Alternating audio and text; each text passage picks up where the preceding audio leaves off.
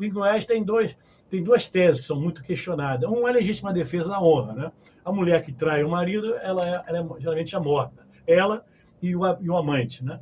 Porque entende, havia também, ó, eu uso a mesma coisa que eu coloquei anteriormente. Também não sei qual é o posicionamento. Parece que o Supremo modificou essa tese. Mas antigamente havia duas teses. Legítima defesa da honra. Uns entendiam que a honra era personalíssima. Ou seja, a mulher que trai o marido, ela não desonra o marido, ela desonra a si própria. Mas o que prevalecia no estado de Goiás é que a mulher que trai o marido, ela desonra o marido. E ao desonrar, ao matar, ele está em legítima defesa da honra. Daí o que dá a absolvição. Era uma figura doutrinária que tinha o acolhimento da jurisprudência criminal da época. Tu defendeu muitos casos assim, doutor, de marido que matou a mulher? Defendi.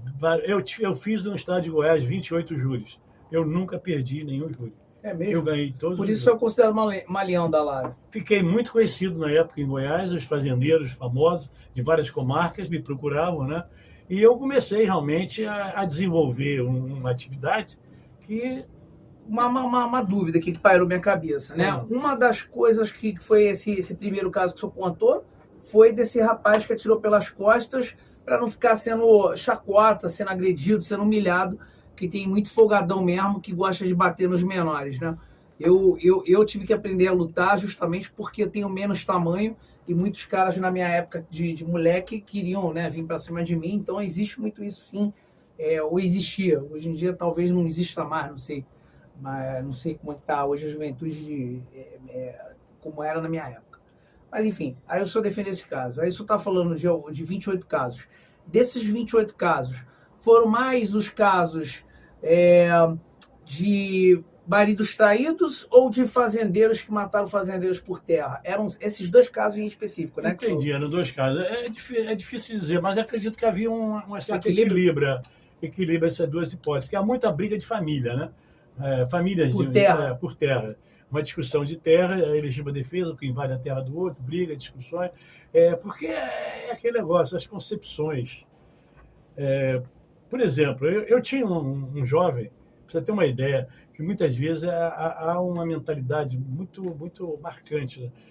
Eu tive uma certa decepção também com isso. Eu tive um jovem, que ele era um jovem assim meio perdido, e eu o contratei para ser meu motorista. Um jovem lutador, jovem, forte, usava droga, e eu consegui tirar ele das drogas, orientei ele voltou a estudar, e eu tinha um carinho especial por esse rapaz. Ele era meu motorista e também meu segurança, né? E nós caminhávamos para cá, para lá, juntos, aquele negócio todo. Um dia eu cheguei de viagem. Quando eu chegava de viagem, eu vinha ao Rio, passava as férias no Rio, quando voltava, era a primeira pessoa que eu procurava. Um dia eu cheguei, fui procurá-lo e tive a notícia que ele tinha sido assassinado. E eu fiquei alucinado, chorei, sofri muito, e perguntei por quê, quem o tinha assassinado. E você vê, quem o assassinou foi um fazendeiro que tinha uma mágoa dele quando ele tinha 8, 9 anos, 10 anos. Quer dizer, uma coisa inconcebível, entendeu? Esse fazendeiro, o pai desse rapaz... Era uma coisa de infância. Era uma coisa de infância. Ele viu a esposa desse fazendeiro tomar banho, entendeu? E num jogo de futebol, aquilo ali foi reviver. Houve um renascimento daquela história, né? Um amigo bêbado já disse para ele: o Nolão viu tua mulher nua, pelada, e você não tá cidade interior, né? Cidade interior, ele ficou cheio de ódio, explodiu, pegou um revólver, foi lá. O Nolão estava saindo para o colégio, e ele: Nolão, eu vou te matar, você viu minha mulher pelada, você provavelmente se masturbou e não sei o quê. Eu não dizia para ele: mas pô, não faça isso. Isso testemunhas oculares, né, que me disseram: não faça isso, pô, isso aconteceu quando eu era um garoto, eu tinha 8 anos, porra, eu sempre respeitei a sua mulher, não quero saber, e atirou e matou o Nolão. Quer dizer, essas coisas também me marcaram muito, sabe? Me marcaram muito, muita violência, né? Violência no lado, em todos os sentidos, né? Principalmente da minha função, né? Minha função lá, por exemplo, era penhorar tratores por contratos não inadimplentes, né? Não pagos, e muitas vezes eu sofria pressão de fazendeiros, né? E muitas vezes eu pedia reforço, pedia ajuda aos meus superiores: eu tenho que arrestar um trator. O Banco Brasil não quer saber, você se vira. Aí eu fui obrigado a contratar 5 jagunços para poder me proteger, para me poder cumprir a minha função. É assim eu fiz o júri e 5 jagunços que tinham enterrado uma família viva, uma família de bandidos. E eu sustentei a negativa da autoria nesse processo e absolvi esses jagunços, mas nas seguintes condições. Eles não tinham dinheiro para me pagar. Eu digo, olha, eu quero proteção de vida até eu ir embora. Então, assim foi feito, entendeu? Os 5 jagunços ficaram comigo e até eu ir embora. Até tem uma história muito interessante que o chefe de jagunços contou para mim, né? Alô, meus amigos. Claro que agora é a hora do business, né? A hora de quem ajuda a manter o canal Daniel Dias. Eu tô falando da minha irmã, da minha parceira, da minha amiga Scarlett Decor. Olha, na Scarlett Decor você vai encontrar tudo, absolutamente tudo, para decoração de festas infantis e festas de adultos também. Locação de móveis, painéis, personagem, pegue e monte, vasos e arranjos, bolo fake, louças e peluciais e muito mais. Telefone para contato é o 21 969 60 3324, 21 969 60 3324, Rua Ambiré Cavalcante, número 6666, hein? Lá no Rio Comprido, região central do Rio de Janeiro. Fala que assistiu aqui mesmo no canal Daniel Dias, vai ganhar um baita desconto.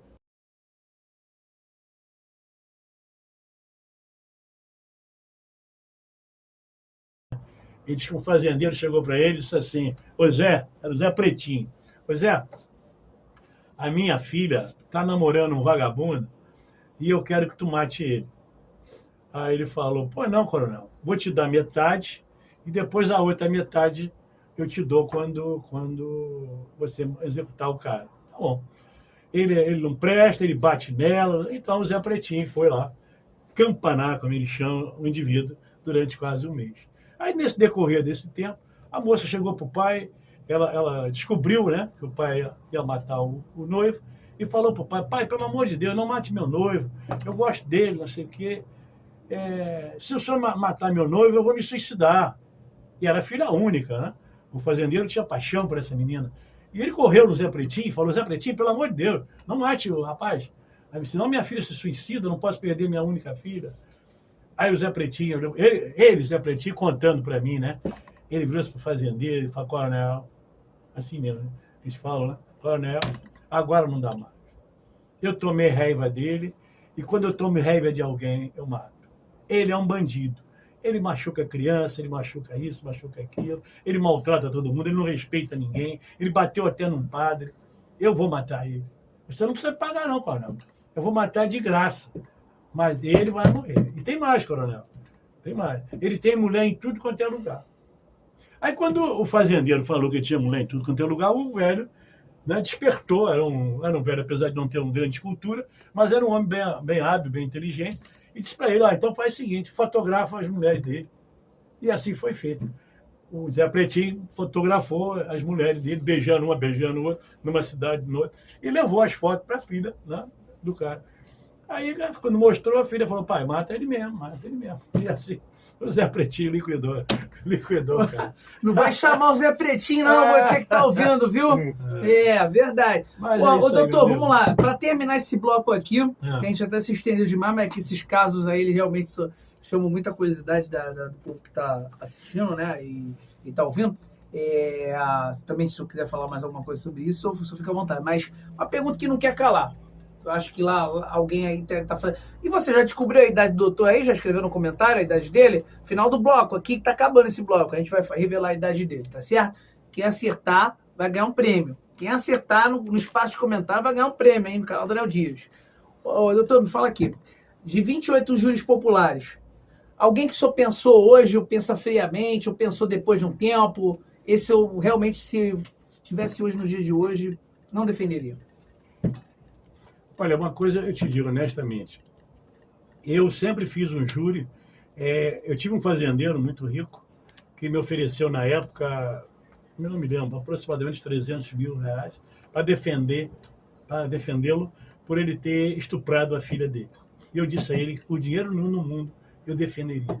Porque sempre quando eu defendi, todos esses 28 júris, que eu me lembre, eu defendi convicto, entendeu? Dos motivos que levaram aquela pessoa a matar, entendeu? Ou legítima defesa da honra... Então não teve nenhum arrependimento? Não tive nenhum arrependimento, porque eu nunca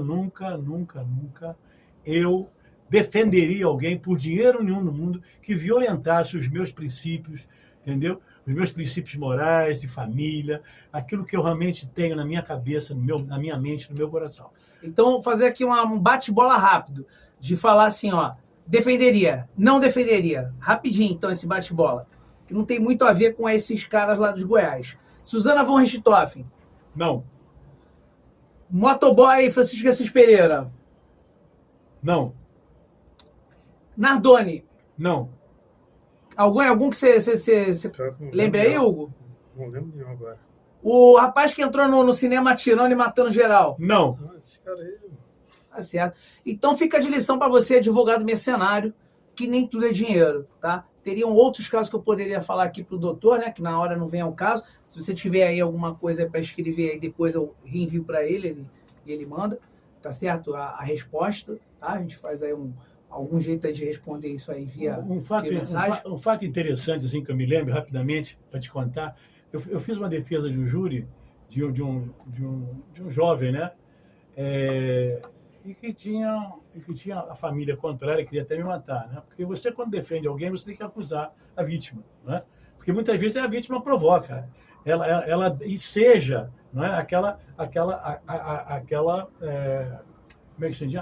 Ela faz a agressão e, obviamente, ela enseja o revide, não é verdade?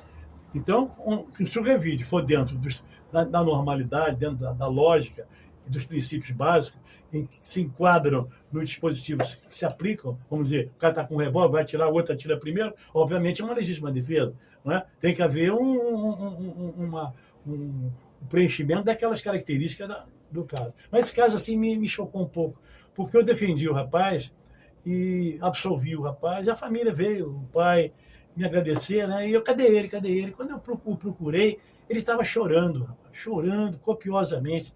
Eu dizia para ele, cara, você não está feliz? Ele disse, não, doutor, o senhor foi muito bom e tudo, mas o senhor assinou hoje a minha sentença de morte.